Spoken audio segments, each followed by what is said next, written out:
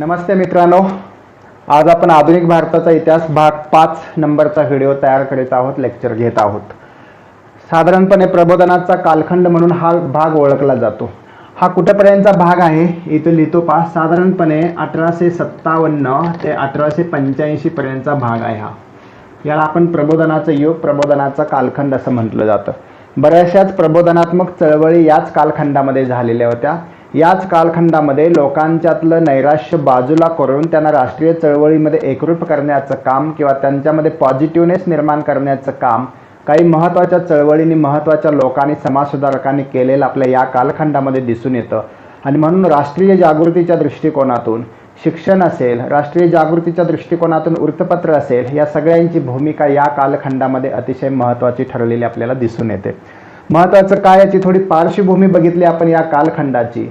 कारण युरोपियन सत्तांचं आगमन हिंदुस्थानमध्ये झालं, प्लासीची लढाई झाली, पुढे बक्सारची लढाई झाली 1764 साली। आणि मग बक्सारच्या लढाईनंतर इंग्रजांचं बस्तान या देशामध्ये बसलं। बसल्यानंतर इथली लूट त्यांनी सुरू केली, आर्थिक लूट सुरू केली ईस्ट इंडिया कंपनीनं। 1857चा उठाव झालेला आपण एका व्हिडिओमध्ये पाहिलं। आणि 1857चा उठाव झाल्यानंतर या देशामध्ये सगळीकडे इतकी शांतता, नीरव शांतता पसरली की आता ईस्ट इंडिया कंपनी पर्यायानं ब्रिटिश या देशामध्ये कायमचे राहतात की काय अशी परिस्थिती निर्माण झाली। आणि ब्रिटिशांनाही असं वाटायला लागलं की या देशामध्ये जर राज्य करायचं असेल, या देशामध्ये थांबायचं असेल, या देशामधून आपलं आर्थिक भरण करायचं असेल इंग्लंडचं, तर आपल्याला या देशामध्ये राहताना काही काळजी घ्यावी लागेल। काही काळजी घेत असताना काही हिंदू मुस्लिम यांच्यामध्ये फूट पाडावी लागेल, यांच्यामध्ये कायम अविश्वासाचं आणि भांडणाचं वातावरण निर्माण करावं लागेल, तरच आपली सत्ता या देशामध्ये टिकून राहू शकेल। आणि मग 1857चं बंड झाले, त्याचे परिणाम आपण बघितलेले होते। थोडंसं परिणामाच्या बाबतीमध्ये मी आपल्याला सांगतो। 1857चं बंड लॉर्ड कॅनिंगने मोडून काढलं। मोडून काढल्यानंतर अलाहाबादला 1 नोव्हेंबर 1858ला त्यांनी राणीचा जाहीरनामा वाचून दाखवला। या जाहीरनाम्यामधून इथल्या जनतेला आश्वासन देण्यात आलं, तुमच्या कोणत्याही जाती धर्मामध्ये, अनेक कुठल्याही संस्थानामध्ये हस्तक्षेप केला जाणार नाही, इथल्या लोकांच्या विकासासाठी योजना राबवल्या जातील अशी आमिष दाखवण्यात आली। पण मनोमन ब्रिटिश सरकारनं ईस्ट इंडिया कंपनीच्या नंतर ब्रिटिश संसदेचं राज्य जे 1858च्या या राणीच्या जाहीरनाम्यानं हिंदुस्थानमध्ये आलं, त्याने असं मनोमन ठरवलेलं होतं की 1857चं बंड झालं, त्याला अनेक कारणं असली तरी हिंदू मुस्लिमांचं ऐक्य जेव्हा जेव्हा होतं तेव्हा तेव्हा या देशामध्ये कुणीही आक्रमण या देशावर करू शकत नाही। आणि म्हणून युरोपीय ईस्ट इंडिया कंपनीला, इंग्लंडच्या ईस्ट इंडिया कंपनीला 1857च्या बंडामध्ये हाकलून देण्या इतपत, पराभव करण्या इतपत बळ हिंदू मुस्लिम ऐक्यानं साधलेलं होतं। ही एकच गोष्ट ब्रिटिशांना खटकली आणि म्हणून 1858च्या कायद्याच्या नंतरच्या कालावधीमध्ये कधीही 1947 पर्यंत आपण बघितलं तर कधीही या देशामध्ये त्यांनी हिंदू मुस्लिमांचं ऐक्य निर्माण होऊ दिलं नाही। त्यांना माहिती होतं जोपर्यंत हिंदू मुस्लिम एकत्र येत नाहीत तोपर्यंत या देशामध्ये राज्य करणं सोपं आहे। यालाच दुसऱ्या भाषेमध्ये असं म्हटलं जातं, दुसऱ्या शब्दामध्ये असं म्हटलं जातं, फोडा आणि झोडा नीती लॉर्ड कॅनिंगने या देशामध्ये सुरू केली। लॉर्ड कॅनिंग हा पहिला व्हायसरॉय, शेवटचा गव्हर्नर जनरल। आणि म्हणून त्यानं जी या देशामध्ये काही पद्धती सुरू केल्या, ब्रिटिश संसदेचं डायरेक्ट राज्य सुरू केलं। कारण इंग्लंडच्या मंत्रिमंडळामध्ये, इंग्लंड देशाच्या पंतप्रधानाच्या मंत्रिमंडळामध्ये भारत मंत्री म्हणून असायचा, तो सर्व सूत्र भारताची हलवायचा आणि तो कुणामार्फत कारभार करायचा, हिंदुस्थानमध्ये बसून व्हायसरॉय इथे सगळं मॅनेज करायचा, इथला राज्यकारभार बघायचा। मित्रांनो, सांगायची गोष्ट ही की या देशामध्ये जेवढे जेवढे व्हायसरॉय आले ते राष्ट्रीय सभेच्या चळवळीपर्यंतचे किती होते तर साधारणपणे भरपूर होते। पण आपल्याला महत्त्वाचे बघायचे आहे ते Lord Canning, Lord Mayo, Lord Lytton, Lord Ripon, Lord Dufferin. 1858 पासून कॅनिंग एकदा गेला, त्याच्यानंतर पुन्हा दुबारा तो परत आला दुसऱ्या वेळेला। आणि त्यावेळेला त्याने या देशामध्ये काय काय केलं त्याचाही समावेश आपल्याला बघावा लागेल। त्याच्यानंतर मेयोनं कोणत्या गोष्टी केल्या, लिटनच्या कालावधीमध्ये या देशामध्ये घडलेल्या घडामोडी काय होत्या, रिपन आणि डफरिनच्या कालावधीमध्ये काय होत्या। पण एक लक्षात ठेवावं लागेल आपल्याला, 1857चं बंड अपयशी झालं। 1857च्या बंडापासून काही शिकायला मिळालं ब्रिटिशांना, काही आपणाला शिकायला मिळालं। आपणाला शिकायला मिळालं की या देशामध्ये एकी असल्याशिवाय, या देशामध्ये योग्य नियोजन असल्याशिवाय, संघटनात्मक ताकद असल्याशिवाय आणि एक अखिल भारतीय चळवळ असल्याशिवाय ब्रिटिशांच्या विरोधात आपण लढा देऊ शकणार नाही। ही खूनगाठ भारतीयांनी मनाशी बांधली आणि ब्रिटिशांनी काय मनाशी ठरवलं की या देशामध्ये एकी होऊन द्यायची नाही। या देशामध्ये एकी झाली तर आपल्याला हलावं लागेल। या देशामध्ये एकी जोपर्यंत होत नाही तोपर्यंत आपण इथं सत्ता स्थापन करून राहू शकतो, या देशाची लूट करू शकतो. अशा पद्धतीच्या दोन्ही बाजूनी हा साधारणपणे आपापल्या मनामध्ये एक समझोता झालेला होता. मित्रांनो, ज्या वेळेला त्याची पार्श्वभूमी आपण उठावाची बघितली, पार्श्वभूमीनंतर उठाव कसा झाला ते बघितलं, उठावाचे परिणाम मी आता थोडक्यात सांगितले. मग हे प्रबोधनाचं युग का म्हटलं जातं?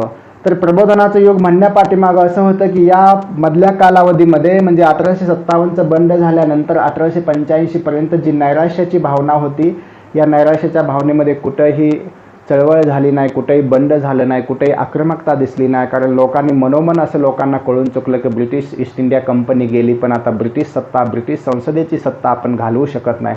इथल्या सत्तेशी, इथल्या आपण आता गुलाम झालोच आहोत, तर इथल्या सत्तेशी जुळवून घ्यावं लागेल. आणि म्हणून या देशातल्या उच्चवर्णीय लोकांनी एकत्र येऊन असं ठरवलं की या देशांमधल्या लोकांच्या हितासाठी आपल्याला ब्रिटिशाशी संधान बांधावं लागेल, ब्रिटिशांच्या धोरणाशी आपल्याला एकरूप व्हावं लागेल. आणि आपल्याला जे काही कमी पडेल किंवा जे काही आपल्या विकासाच्या दृष्टिकोनातून मुद्दे असतील ते ब्रिटिश सरकारशी डिस्कस करून आपल्याला ते हक्क मिळवता येतील का, अशा पद्धतीनं थोडीशी चाचपणी सुरू झाली.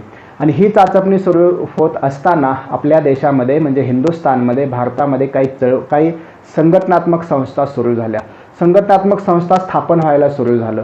लोकांच्या मध्ये पोहोचायचं, लोकांची जागृती करायची आणि या भारतामध्ये ब्रिटिश संसदेकडून, ब्रिटिशांच्याकडून आपल्याला काय हक्क मिळतात का याची चाचपणी करायची. अशा पद्धतीनं या देशामध्ये 1836 मध्ये पहिली संघटना स्थापन झाली, बंगभाषा प्रसारिका सभा असं त्याला आपण म्हणतो.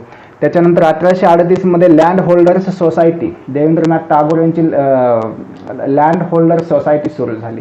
आणि ही लँड होल्डर सोसायटी बऱ्याच जमीनदारांनी एकत्र स्थापन केलेली ही सोसायटी होती. 1843ला Bengal British East India society स्थापन झाली. राधाकांत देव यांनी सुरू केलेली ही Bengal British East India company थोडी मोठी संघटना होती. त्याच्यामध्ये ह्या संघटना स्थापन झाल्या. या संघटना स्थापन होत असताना ब्रिटिश सोसायटी, इंडिया वगैरे अशा पद्धतीचे इंग्लिश शब्द याच्यात वापरण्यात आले, कारण सामान्य जनतेचा या सोसायट्यांशी, या संघटनाशी फारसा काही संबंध नव्हता. सामान्य जनतेची एवढी विपरीत परिस्थिती होती, पण त्यातूनही मार्ग काढून उच्चवर्णीय लोकांनी वरच्या लेवलवरती, वरच्या पातळीवरती आपापल्या गटामध्ये काही संघटना स्थापन करण्याचं धोरण स्वीकारलं गेलं. 1876 मध्ये पहिली अखिल भारतीय चळवळ सुरू झाली या देशामध्ये, इंडियन असोसिएशन नावाची. सुरेंद्रनाथ बॅनर्जी असतील, आनंद मोहन बोस असेल यांनी ही संघटना सुरू केली. 1883 मध्ये नॅशनल कॉन्फरन्स सुरू केली सुरेंद्रनाथ बॅनर्जींनी. या सगळ्या कॉन्फरन्स असेल, सोसायटी असेल, सभा असेल, यांचा एकमेव उद्देश होता की इथल्या राज्यकर्त्याशी जुळवून घ्यायचा आणि जुळवून घेत असताना आपल्या हक्कांचं कुठेतरी संरक्षण व्हायला पाहिजे, आपल्या अधिकारांचं संरक्षण व्हायला पाहिजे, इथल्या जनतेला थोडा जरी दिलासा मिळाला तरी तो आपल्याला घेता यायला पाहिजे. अशा पद्धतीचं त्यांच्याशी सहानुभूतीचं, त्यांच्याशी जमवून घेण्याचं धोरण ह्या सगळ्या संघटनांनी ठरवलेलं आपल्याला या ठिकाणी दिसतं. 1883 साली मद्रास नेटिव्ह असोसिएशन मोठी संघटना सुरू झाली. 1884ला अय्यरने मद्रास महाजन सभा सुरू केली आणि मग 1885ला राष्ट्रीय सभा सुरू झाली. ह्या राजकीय संघटनांचा हा ओघ होता. एकाएकी राष्ट्रीय सभा स्थापन झाली नाही 1885ला. 1857चं जे बंड झालं, त्या बंडाचा परिणाम म्हणून या उच्चवर्णीय लोकांच्या मध्ये काही चळवळी सुरू झाल्या, काही सोसायटी सुरू झाल्या. या सोसायटीने इंग्रज धार्जिणी भूमिका घेतली, पण इंग्रज धार्जिणी भूमिका घेतली असं म्हणण्यापाठीमागं उद्देश एक होता की आता बंड नको, आता आक्रमकता नको, आता युद्ध नको, आता लढाई नको, आता मात्र सनदशीर मार्गाने चळवळ करायला पाहिजे. सनदशीर मार्गाने आपल्या हक्क आणि आपली मागणी काय असेल, आपल्या मागण्या काय असतील त्या ब्रिटिशांच्या पुढे मांडायला पाहिजेत. हा एक उदात्त हेतू त्यांच्या पाठीमागं होता. आता पुढे जाऊन टिळकांना तो पटला नाही, त्यांनी जहाल चळवळ सुरू केली, पण बहुतांश मवाळवादी राजकारणाची बीज या प्रबोधनाच्या कालखंडामध्ये पेरलेली आपल्याला दिसून येतात. म्हणून राष्ट्रीय सभा स्थापन होईपर्यंत ज्या ज्या संघटना झाल्या, त्या संघटना कोणत्या वर्षी कोणी स्थापन केल्या, त्यांची नावं काय होती हे बघत असतानाच या सर्व संघटनांचा हेतू काय होता, तर सनदशीर मार्गानं आंदोलन करायचं, सनदशीर मार्गानं ब्रिटिशांशी जुळवून घ्यायचं, फार आक्रमक व्हायचं नाही, आपल्या हक्क, आपल्या मागण्या, आपले अधिकार जेवढे काय आपल्याला मिळवता येतील ते सनदशीर चर्चेच्या मार्गातून मिळवायचे. होता होईल एवढं ब्रिटिशांशी संग्राम, होता होईल एवढं ब्रिटिशांशी संघर्ष टाळायचा, एवढी भूमिका ह्या सगळ्या संघटनांची होती. काहींची सोसायटी, काहींची संघटना, काहींची मोठ्या प्रमाणावरती सुरू झाली, काहींची छोट्या प्रमाणावरती सुरू झाली. इंडियन लीग म्हणून सुरेश कुमार घोषांची संघटना होती, ती पण सुरू झालेली होती. तर ह्या संघटनांचा हेतू चांगला होता. मात्र इंग्रजांशी थोडंसं जुळवून घ्यावं त्यांना लागत होतं. आणि या सगळ्या संघटनांच्या माध्यमातून मग एक अखिल भारतीय राष्ट्रीय सभा सुरू झालेली आपल्याला 1885ला बघायचं आहे. त्याची तारीख होती 28 डिसेंबर. सायमल्टेनियसली म्हणजे त्याच वेळेला या देशामध्ये ईस्ट इंडिया कंपनी संपुष्टात आल्यानंतर, संसदेची सत्ता भारतावरती आल्यानंतर, भारत मंत्री ब्रिटनमध्ये होता, व्हायसरॉय या देशामध्ये होता. मग हे व्हायसरॉय जे गव्हर्नर जनरल होते पहिले, त्यांनाच आपण आता व्हायसरॉय म्हणत होतो 1858 पासून. आणि म्हणून कॅनिंग हा पहिला व्हायसरॉय आणि शेवटचा गव्हर्नर जनरल म्हणून आपल्याला परीक्षेला विचारू शकतात. अतिशय महत्त्वाचा आहे. राणीचा जाहीरनामा कॅनिंगनं डिक्लेअर केल्यानंतर कॅनिंगनं खरं आपलं धोरण पुढे सुरू केलं. सुरू करत असताना पहिलं त्यानं फोडा आणि झोडा ही राजनीती वापरली, हे टेक्निक वापरलं. हिंदू मुस्लिमांची कुठेही एकी होता कामा नये अशा पद्धतीनं त्यानं धोरण आखलं. या देशामध्ये बहुतांश इंग्रजांचा असा समज होता की या देशामध्ये 1857चं बंड व्हायला या देशातले मुस्लिम जास्तीत जास्त कारणीभूत होते, कारण त्याचं बंडाचं नेतृत्व बहादूरशाह जाफरनं सुरू केलेलं होतं. बहादूरशाह जाफर हा सर्व बंडवाल्यांचा, उठावाल्यांचा नेता होता, म्हणून त्याला पुढे कैद केलं, रंगूनला पाठवलं. तिथंच कैदेत तो मृत्यू पावला. आणि म्हणून ब्रिटिशांची एक साशंक नजर मुस्लिमांच्याकडे होती या देशांच्या. आणि म्हणून मुस्लिमांच्यावर राग होता, म्हणून त्यांनी सैन्यातलं मुस्लिमांची संख्या कमी केली. सैन्यातली मुस्लिमांची संख्या कमी करत असतानाच प्रशासकीय क्षेत्रामध्ये किंवा शिक्षणाच्या बाबतीमध्ये मुस्लिमांना थोडंसं जाणीवपूर्वक बाजूला ठेवलं गेलं किंवा कोणत्याही कारणाने ते मुख्य राष्ट्रीय प्रवाहात येऊ नयेत अशी नीती, असं धोरण ब्रिटिशांनी आखलेलं आपल्याला दिसून येतं ते कॅनिंगच्या कालखंडामध्ये. काही सुधारणा कॅनिंगनं या देशामध्ये केल्या. कोणत्या सुधारणा केल्या? कॅनिंगनं 1858चा कायदा केला, पण 1857ला या देशामध्ये 1857ला मुंबई, मद्रास आणि कोलकाता या ठिकाणी विद्यापीठं सुरू केली, उच्च न्यायालयं सुरू केली, स्वतंत्र न्याय खातं सुरू केलं. कॅनिंगनंच 1961 पुन्हा ज्या वेळेला तो इंडियामध्ये आला व्हायसरॉय म्हणून, त्यावेळेला 1961चा अधिनियम त्यानं पास केला. 1961चा आयकर कायदा त्यानं सुरू केला. आयकर असेल, व्यवसाय कर असेल. याशिवाय तुम्हाला माहिती असेल 1961च्या कायद्यान्वये पोलीस खात्याचे काही कायदे सुरू केले त्याने. IPC असेल, CRPC असेल, एव्हिडन्स ॲक्ट पुन्हा ॲड केला त्याच्यामध्ये. पण IPC CRPCची निर्मिती म्हणजे पोलीस कायदे संहितेची निर्मिती लॉर्ड कॅनिंगनं आपल्याला केलेली दिसून येते. म्हणजे कॅनिंगनं काम या देशामध्ये पण सुरू केलं, अनुशासन होण्याच्या दृष्टिकोनातून, सुशासन निर्माण करण्याच्या दृष्टिकोनातून. पण लक्षात ठेवा, हे सगळं जरी ते करत असले तरी ह्या सगळ्याचा बेस असा होता की या देशातल्या जनतेच्या लुटीवरच हे सगळं अवलंबून होतं. दाखवायला फक्त हे सुशासन वगैरे होतं, त्याची जास्तीत जास्त मदत त्यांना होती. आणखीन एक त्यांचा हेतू होता की 1857चं बंड इथून पुढच्या कालावधीमध्ये होऊ नये, म्हणून त्यांनी काय केलं की अशी बंड होऊ नयेत म्हणून त्यांनी काळजी घ्यायला सुरुवात केली. कोणती काळजी घ्यायची? तर इथल्या लोकांच्या मध्ये उद्रेक होऊ नये याच्यावरती त्यांनी जास्तीत जास्त वॉच ठेवला. इथल्या लोकांमध्ये असंतोष एवढा निर्माण होऊ नये म्हणून त्यांनी प्रयत्न करायला सुरुवात केला. आणि त्या अनुषंगानं त्यांनी इथल्या जाती धर्मामध्ये, अंधश्रद्धेमध्ये अजिबात हस्तक्षेप करायचा नाही असं धोरण ठरवलेलं होतं. कॅनिंग नंतर या देशामध्ये मेयो आला व्हायसरॉय म्हणून. मेयो आल्यानंतर मेयोनं, अर्थात मेयोच्या बाबतीमध्ये एक लक्षात ठेवा, अफगाण संघर्षाच्या बाबतीमध्ये मेयोचं नाव घेतलं जातं. आणि अफगाण शेर अली नावाच्या एका गुंडानं अंदमानच्या बेटावरती मेयोचा खून केलेला होता, ही बाब पण लक्षात ठेवा. मेयो हा इंग्लंडच्या राणीचा दुसरा पुत्र होता, म्हणजे जवळचा अगदी खास होता. आणि म्हणून मेयोने या देशामध्ये जे कामं केली ती बऱ्यापैकी महत्त्वाची होती. मेयोनं अर्थ विकेंद्रीकरण केलं, वित्त विकेंद्रीकरण केलं. म्हणजे कसं? अर्थ खात्याचं विकेंद्रीकरण केलं.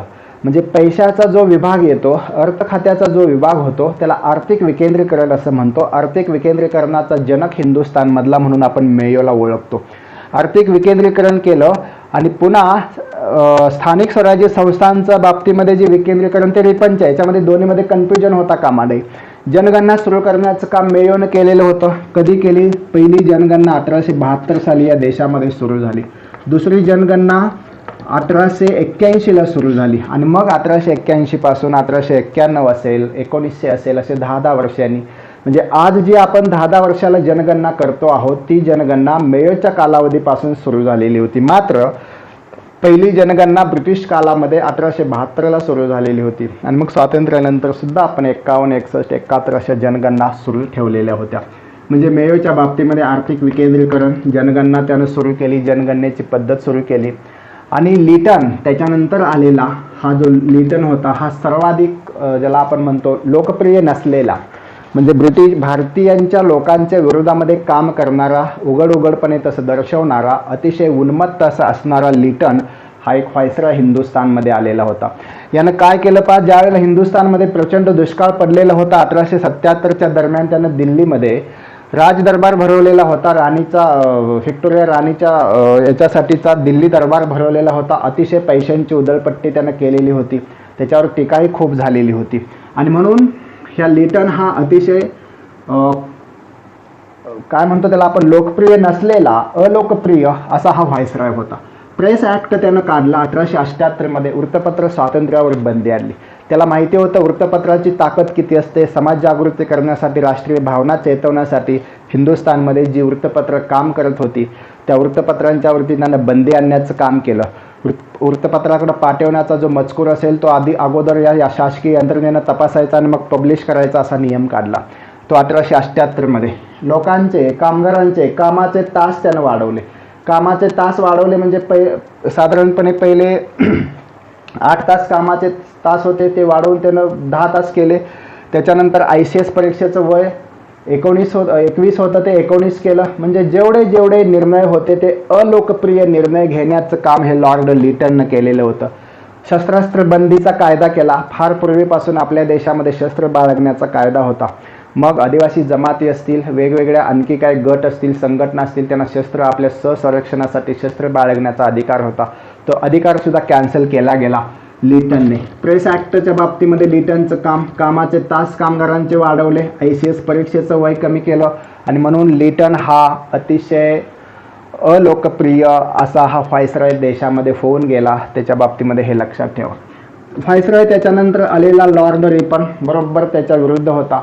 विरुद्ध आणि अविरुद्ध असला तरी सुद्धा ब्रिटिशांनी आपलं हितच साधलेलं होतं, तरी पण त्यातल्या त्यात उदारमतवादी असा लॉर्ड रिपन होता. लॉर्ड रिपननं आल्या प्रेस ॲक्ट मंजूर केलेला होता. लिटननं तो कॅन्सल केला. म्हणजे इथल्या वृत्तपत्रांना स्वातंत्र्य दिलं. उदारमतवादी युरोपमध्ये काही उदारमतवादी चळवळी सुरू होत्या, त्या चळवळींचा प्रभाव याच्यावरती होता. उदारमतवादी चळवळीचा प्रभाव असल्यामुळे आणि उदारमतवादी मत असल्यामुळं स्वातंत्र्याच्या बाबतीने स्वातंत्र्याचा थोडासा पुरस्कर्ता असल्यामुळे त्याने प्रेस ॲक्ट मंजूर केलेला होता. लिटनने तो रद्द केला आणि वृत्तपत्रांना स्वातंत्र्य दिलं. हा एक चांगला निर्णय त्याने घेतला. दुसरा निर्णय काय घेतला, ICS परीक्षेचं जे वय लिटननं कमी केलेलं होतं ते यानं वाढवलं, 19 वरून 21 केलं. आणि लिटननं काय केलेलं होतं, 21चं 19 केलेलं होतं. म्हणजे कुणीही भारतीय या परीक्षेला जास्तीत जास्त बसू नये अशा प्रकारची नीती लिटननं अवलंबलेली होती. रिपननं ते पण रद्द केलं. आणि सगळ्यात महत्त्वाचं, जे आज आपण लोकशाहीची फळं चाखतो आहोत त्याची निर्मिती, त्याची बीज 1882च्या, मला एक सांगायला तुम्हाला इथं पाहिजे की 1878चा वृत्तपत्र स्वातंत्र्याचा कायदा जो केलेला होता लिटनने, तो 1881ला रद्द केलेला होता. त्याला व्हर्नाक्युलर प्रेस ॲक्ट असं म्हटलं जातं. 1882ला स्थानिक स्वराज्य संस्थांचा कायदा केला लॉर्ड रिपनने.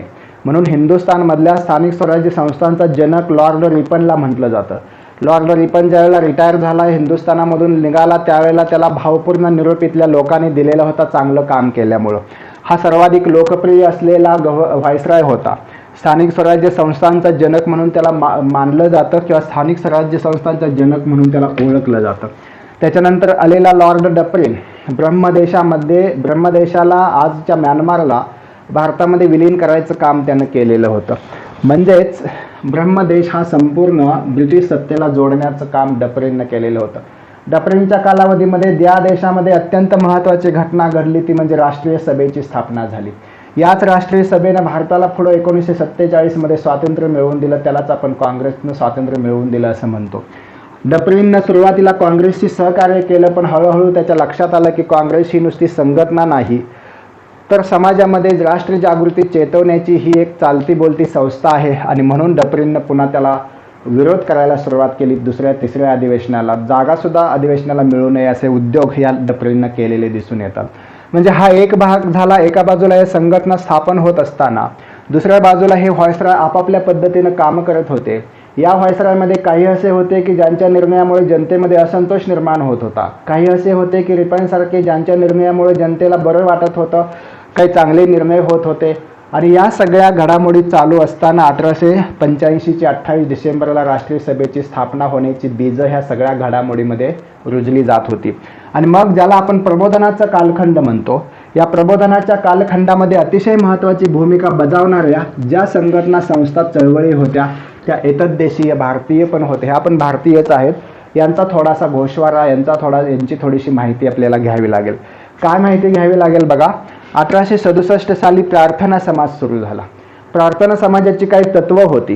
प्रार्थना समाजाचं एकमेव धोरण होतं की लोकांच्या मध्ये जनजागृती करायची, लोकांच्या मधल्या अंधश्रद्धा, रूढी, परंपरा असतील त्याच्यावरती प्रहार करायचे, लोकांना शहाणं करायचं, लोकांना सुधारायचं. या ईस्ट इंडिया कंपनी या भारतीय संसदेचं आता हिंदुस्थानामध्ये किंवा भारतामध्ये ब्रिटिश संसदेचं राज्य आलं आता. मग ह्या राज्यामध्ये काही चांगल्या गोष्टी समजा ब्रिटिशांनी आपल्याला दिल्या तर त्या घेण्या इतपत आपली पात्रता पाहिजे.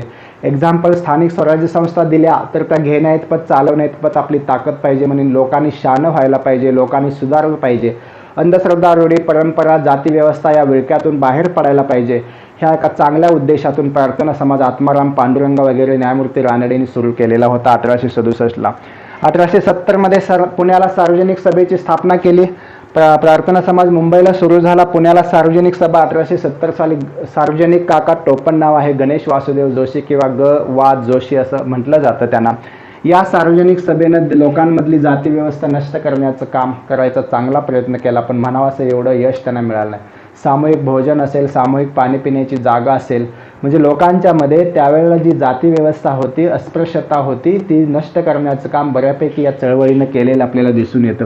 यात सगळ्यात महत्त्वाची चळवळ कोणती असेल, समाज कोणता असेल तर तो सत्यशोधक समाज. महात्मा फुले यांनी 24 सप्टेंबर 1874ला सत्यशोधक समाजाची स्थापना केली आणि या देशामध्ये समाज सुधारणेची मुहूर्तमेढ चांगल्या पद्धतीनं रवण्याचं काम महात्मा फुले यांनी केलं. स्त्री शिक्षणाची बीजं या महात्मा फुले यांनी सत्यशोधक समाजाच्या माध्यमातून असतील. 1848ला पुण्यामध्ये पहिली शाळा त्यांनी सुरू केली. त्याच्या अगोदर नाना शंकरशेठनी मुंबईला केलेली होती, पण ती बंद पडली. महात्मा फुलेंनी मात्र कसोशीनं, प्रयत्नानं, कठोर मेहनतीनं या मुलींच्या शाळा सुरू केलेल्या होत्या. वेताळपेठ असेल, रास्तापेठ असेल, वेगवेगळ्या पेठांमध्ये या मुलींच्या शाळा केल्या. एवढंच नव्हे तर स्वतःच्या पत्नीला शिकवून या देशातली पहिली स्त्री शिक्षिका म्हणून त्यांना या देशापुढे उभं केलं. या मुलींच्या शिक्षणासाठी एवढा त्यांनी कठोर त्याग केला, एवढा मोठा त्यांनी त्याग केला. सत्यशोधक समाजाचं आणखीन एक वैशिष्ट्य, लोकांच्या मधल्या अंधश्रद्धेवरती त्यांनी कठोर प्रहार केले.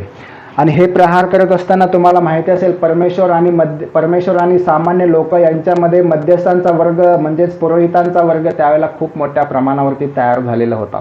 या मध्यस्थाच्या वर्गाला बाजूला सारण्याचं काम कुणी केलं असेल तर सत्यशोधक समाजाने केलेलं होतं. आणि म्हणून मध्यस्थी जी पुरोहितांची होती, पुरोहिताशिवाय लग्न लावणं, पुरोहिताशिवाय पूजा करणं, पुरोहिताशिवाय परमेश्वराची पूजा करणं, सेवा करणं, ह्या सगळ्या गोष्टी सत्यशोधक समाजाने केलेल्या होत्या. या सत्यशोधक समाजाचा प्रभाव समाजावरती मोठ्या प्रमाणात पडत होता. हे महात्मा फुले यांचं कार्य याच वेळेला सायमल्टेनियसली सुरू होतं, त्याच वेळेला हे सुरू होतं, त्याच वेळेला काही संघटना काम करत होत्या. आणि मग 1875ला आर्य समाज सुरू झाला.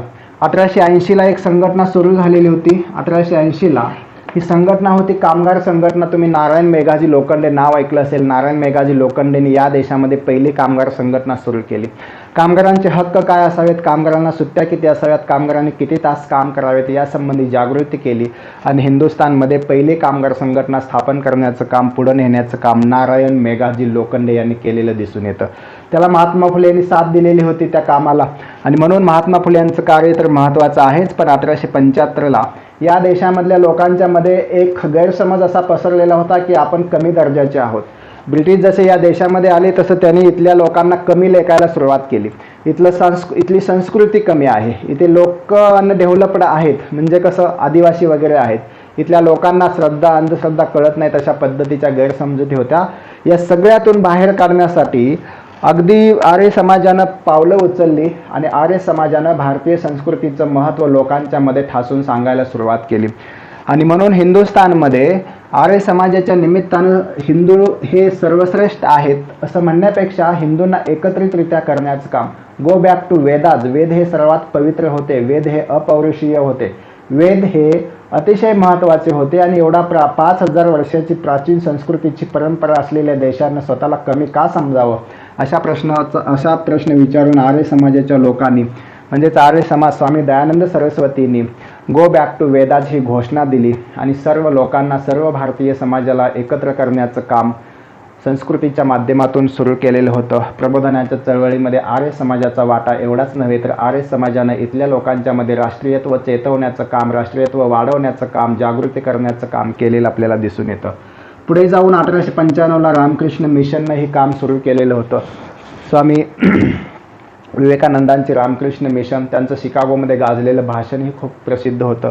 या सर्व संघटनांनी सामाजिक प्रबोधनाचा वसा घेतलेला होता. आपापल्या परीनं काम करत होते, आपापल्या परीनं समाजामध्ये जागृती घडवून आणण्याचं काम ते करत होते.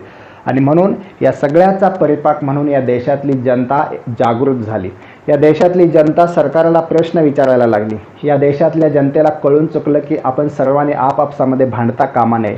या देशातल्या जनतेपुढे जागृती निर्माण झाली. जनतेमध्ये नवं चैतन्य निर्माण झालं. अंधश्रद्धा, रूढी, परंपरा बाजूला झाल्या पाहिजेत असं राजाराम मोहन राय पासून समाजसुधारक सांगत होते. आता लोकांना कळायला लागलं की ब्रिटिश सत्ता कधीच या देशातून जाणार नाही आणि मग ती जायची असेल तर आपण संघटित झालं पाहिजे, आपण एकत्र यायला पाहिजे. देशातल्या उच्चवर्णीय लोकांच्या पुरतंच शिक्षण मर्यादित होतं. महात्मा फुले यांनी शिक्षणाची गंगा बहुजन समाजामध्ये नेली. पुढं कर्मवीर भाऊराव पाटील वगैरे असेल वाड्या वस्त्यावर त्यांनी शिक्षण नेलं. आंबेडकरांनी दलितांच्या भागांमध्ये शिक्षण नेलेलं दिसून येतं. आणि म्हणून शिक्षण जोपर्यंत मिळत नाही, इंग्रजी शिक्षणाला वाघिणीचं दूध असं म्हटलं जातं. आणि हे वाघिणीचं दूध जोपर्यंत मनुष्य प्राशन करत नाही तोपर्यंत त्याच्या मनामध्ये चैतन्य, त्याच्या मनामध्ये जगाच्या नॉलेजची दारे, जगाच्या ज्ञानाची कवाडं इंग्रजी शिक्षणाशिवाय खुली होत नाहीत. अशा पद्धतीचं काम या सगळ्या समाजांनी, सगळ्या संघटनांनी केलेलं दिसून येतं. आणि खरोखरच लोकांच्यामध्ये एक जागृती सुरू झाली. लोकांना वाटायला लागलं ह्या इंग्रजांना देशामधून हाकलायचं असेल तर थोडंसं सुरुवातीला यांच्याशी जुळवून घेऊया आपण. यांच्याकडून हक्क, यांच्याकडून चांगलं जे काय असेल ते शिकून घेऊया. इंग्रजी शिक्षण असेल, इंग्रजी शिक्षण घेतल्यामुळे युरोपमध्ये चाललेल्या लोकशाहीच्या चळवळी लोकांना कळायला लागल्या. इंग्रजी शिक्षणामुळे युरोपमधल्या उदारमतवादाचं लोण हळूहळू हिंदुस्थानमध्ये पसरायला लागलं. हिंदुस्थानमध्ये आणखी मनुष्य जन्माला येतो तोच अधिकार घेऊन, स्वातंत्र्य घेऊन हे लक्षात यायला लागलं लोकांच्या. आणि जन्मताच मनुष्याला काय काय अधिकार असतात हे इंग्रजी साहित्यामधलं आपल्याकडे जे साहित्य यायला लागलं त्या साहित्यामधून लोक हळूहळू त्याचा अभ्यास करायला लागली. भले सुरुवातीला उच्चवर्णीय समाजातले काही लोक इंग्रजी शिक्षण घेत असले तरी तळागाळापर्यंत इंग्रजी शिक्षण घेण्याची परंपरा फुल्यांसारख्या लोकांनी सुरू केलेली होती. बेंटिंगनं सुद्धा इंग्रजी शिक्षणातून प्रशासकीय भाषा सुरू केलेली होती. इंग्रजी शिक्षणामध्ये मेकॉलेचा अहवाल, झिरत्ता अहवाल मान्य झालेला होता या देशामध्ये. आणि म्हणून इंग्रजी शिक्षण घेतल्याशिवाय लोकहितवादी वगैरे आगरकर ही सगळी लोक इंग्रजी शिक्षण घेतल्याशिवाय या देशाला समृद्धी किंवा या देशाला स्वातंत्र्य मिळणार नाही. कारण इंग्रजी शिक्षणानं लोकांच्यामध्ये ताकद येते, इंग्रजी शिक्षणानं जगामध्ये काय चाललं आहे ते समजतं. ह्या सगळ्यासाठी इंग्रजी शिक्षण आवश्यक आहे. आणि म्हणून इंग्रजी शिक्षण सोबत ह्या सगळ्या समाज सुधारणांच्यामुळे लोकांच्यामध्ये खरंच जागृती होऊ लागली. आणि मग जागृती झाल्यानंतर हळूहळू त्या जागृतीचं रूपांतर 28 डिसेंबर 1885ला राष्ट्रीय सभेच्या स्थापनेमध्ये झालं होतं. राष्ट्रीय सभा स्थापन होणार होती. ॲक्च्युली पुण्यामध्ये प्लेगची साथ होती म्हणून ठिकाण बदललं, मुंबईला घेतलं. आणि म्हणून राष्ट्रीय सभेची स्थापना हा अतिशय महत्त्वाचा घटक आहे. मी तुम्हाला सांगितलं 1857चं बंड झाल्यानंतर 1885ची महत्त्वाची घटना म्हणजे राष्ट्रीय सभेची स्थापना, की ज्या राष्ट्रीय सभेने 1947 साली स्वातंत्र्य मिळवून दिलं. त्या राष्ट्रीय सभेमध्ये वेगवेगळ्या लोकांचा समावेश होता, वेगवेगळ्या नेत्यांचा समावेश होता. आणि या नेत्यांनी पुढे मग कोणत्या पद्धतीने 1885 ते 1947मध्ये राष्ट्रीय सभेने प्रवास केला ते पुढं आपण बघणार आहोत. पण राष्ट्रीय सभेची स्थापना ही अतिशय महत्त्वाची घटना, इथपर्यंत आपण आज आलेलो आहोत. ही घटना होईपर्यंत या देशामध्ये एक अभिसरण झालेलं होतं, सामाजिक अभिसरण झालेलं होतं.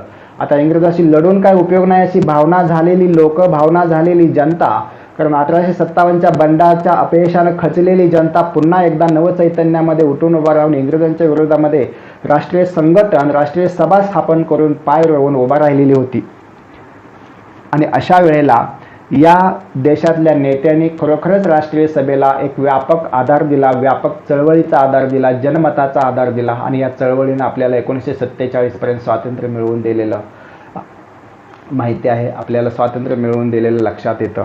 मित्रांनो, प्रबोधनाचा कालखंड तुम्हाला समजला असेल अशी मी आशा व्यक्त करतो आणि इथं थांबतो. जय हिंद, जय महाराष्ट्र. थँक्यू.